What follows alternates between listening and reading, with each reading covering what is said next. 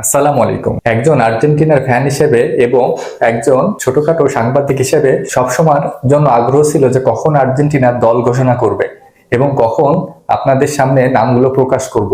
Lionel Scaloni ধৈর্যের যেন বাঁধ ভেঙে দিল। তার দল ঘোষণার আগে আমরা একটা দল নির্বাচন করেছি এবং সেইটা আপনাদের মাঝে প্রকাশ করব। এবং ফিরবেন কি নতুন করে অবসর থেকে ভেঙে ডি মারিয়া এবং আমাদের সব থেকে প্রিয় এবং প্রাণভোমরা সর্বকালের সেরা ফুটবলার লিওনেল মেসি, তার ইনজুরি কতটা গভীর সে সবকিছু মিলেই থাকছে আজকের ভিডিও। চলুন শুরু করা যাক। দেখুন, ইতিহাসে আজ পর্যন্ত প্রায় 100 বছর হতে যাচ্ছে, এর ভিতরে মাত্র দুইটা দল ছাড়া আর কোনো দলই আজ পর্যন্ত পারেনি যে টানা দুইবার বিশ্বকাপ ধরে রাখতে। আর্জেন্টিনা কি হবে তৃতীয় নাম্বার দল যারা টানা পরপর দুইবার বিশ্বকাপ ধরে রাখবে? দেখুন, এর আগে ইতালি 1934 থেকে 1938 দুইবার টানা বিশ্বকাপ ধরে রেখেছিল, তারা এবার বিশ্বকাপে চান্সই পায়নি।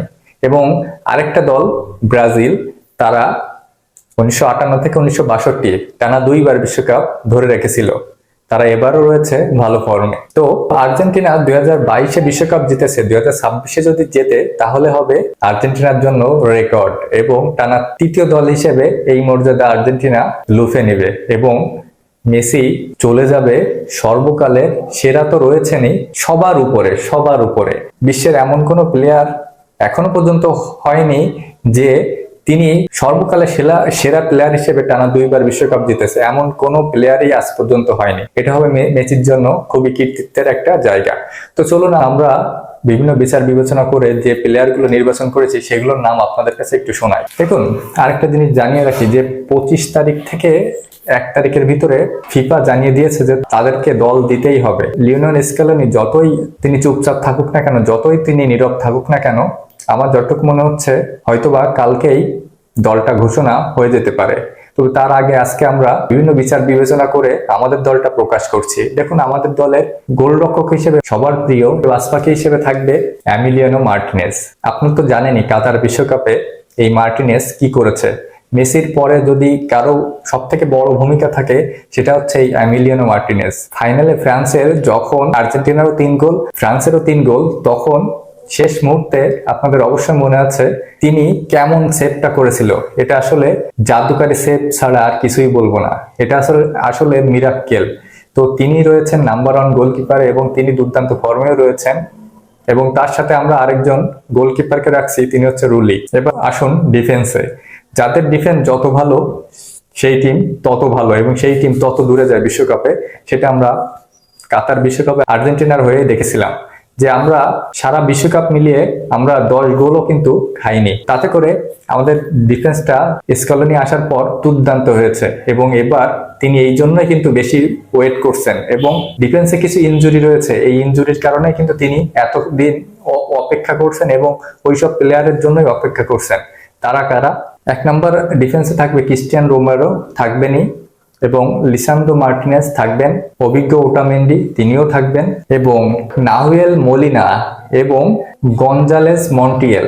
এই দুইটা প্লেয়ার ইনজুরি থেকে কিছুদিন আগেই তারা ভালো হয়েছে। এই দুইটা প্লেয়ারের জন্য এত অপেক্ষা। তারা সুস্থ হয়ে গেলে বা তারা কতটুকু ম্যাচের জন্য প্রস্তুত সেইটার জন্যই কিন্তু মেনলি অপেক্ষা। এছাড়া রয়েছে তাগলিয়াফিকো, মন্টিয়েল এরা।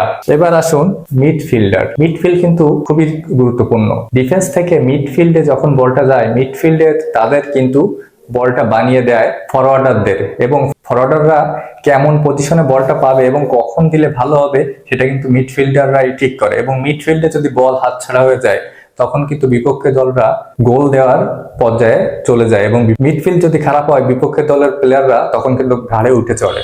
তো মিডফিল্ডে অবশ্যই গুরুত্বপূর্ণ। মিডফিল্ডে স্কলনির পছন্দের তালিকায় থাকবে ডিপল, ম্যাকেলিস্টার, এনজো ফার্নান্দেসের মতো প্রতিভাবান প্লেয়াররা, এবং থাকবে পারাদেস, জিওভানি লো সেলসো এবং এসিলিয়ান বুয়েন্দিরা।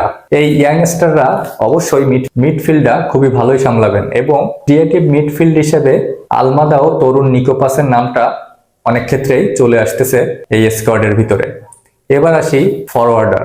দেখুন, আর্জেন্টিনার কিন্তু বরাবরই সুনাম রয়েছে ফরওয়ার্ডার হিসেবে এবং যুগে যুগে আমরা দেখে এসেছি যে আর্জেন্টিনার ফরওয়ার্ডাররা কতটা শক্তিশালী এবং কতটা ভয়ঙ্কর। এবারও লিওনেল স্কেলোনির তালিকায় দারুণ ফরওয়ার্ডার রয়েছে, বিশেষ করে যেখানে আমাদের প্রাণভোমরা মেসি রয়েছে।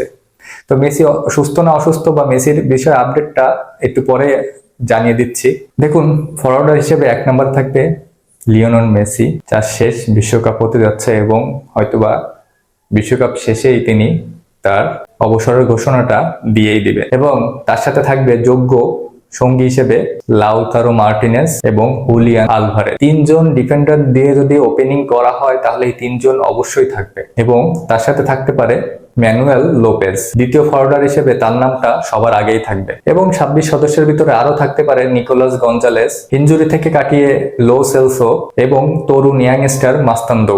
এই প্লেয়ারদের নিয়ে তৈরি হতে পারে আর্জেন্টিনার মহাশক্তিশালী স্কোয়াড। এবার আসি যে এই ফরওয়ার্ডারের ভিতরে ডি মারিয়াকে থাকবেন। দেখুন, ডি মারিয়া অবসর নিয়ে ফেলেছে, এটা আমাদের অবশ্যই মাথায় রাখতে হবে। আমরা যারা দর্শক বা আমরা যারা ভক্তরা আছি তারা চাবো অবশ্যই ডি মারিয়া খেলুক, কিন্তু ডি মারিয়ার খেলার কোনো অপশন নাই। কারণ দেখুন, 55 সদস্যের যে স্কেলনি দলটা দিয়েছিল ফিফাকে, সেখানে ডি মারিয়ার নাম নাই। ডি মারিয়ার যদি খেলার ইচ্ছা থাকতো বা ডি মারিয়া যদি অবসর ভাঙতো তাহলে ওই 55 সদস্যের ভিতরে অবশ্যই থাকতো। ডি মারিয়া যেহেতু ওইখানে নাই, সেহেতু ডি মারিয়ার আশা টোটালি বাদ এবং ডি মারিয়া খেলবে না, এটা 100% শিওর। ডি মারিয়া থাকছে না। আর লিওনেল মেসির যে ইনজুরিটা, সেটা আসলে স্ক্যান করা হয়েছে এবং কোনো ইনজুরির সংখ্যা তাকে ধরা পড়েনি। তিনি হালকা উরুতে টান পাওয়ার জন্য তিনি মাঠ ছেড়ে বেরিয়ে যায় খেলা থেকে, তবে পরে স্ক্যান করে দেখা যায় যে কোনো সংখ্যা নাই। বিশ্বকাপে আমাদের প্রাণভোমরা মেসি অবশ্যই থাকছে। আপনার কাছে কি মনে হয় যে এই স্কোয়াডটা কেমন হতে পারে? অবশ্যই জানাবেন। ভালো লাগলে পাশে থাকবেন। ধন্যবাদ।